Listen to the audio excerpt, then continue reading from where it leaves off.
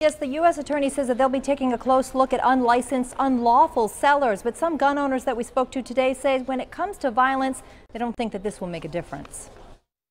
So the gun lobby may be holding Congress hostage right now, but they cannot hold America hostage.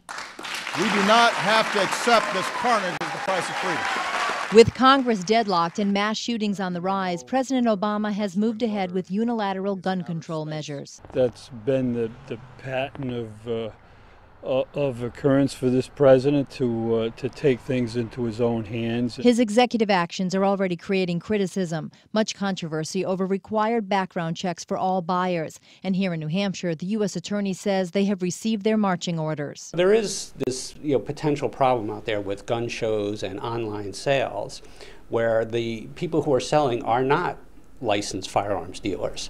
And what the president is asking us to do is to take a close look at those situations. But gun owners in New Hampshire aren't so sure it will keep guns out of the wrong hands. They buy it out of the back of a van or a stolen gun or whatever, and it isn't going to make a bit of difference to them people. While some are skeptical, the Farmington police chief, who has been outspoken about gun control, supports the effort. I just want to make sure that we look at and make sure everything is done properly, so that firearms don't fall into the wrong hands and possibly can be used against the good citizens of this great country. So long as they don't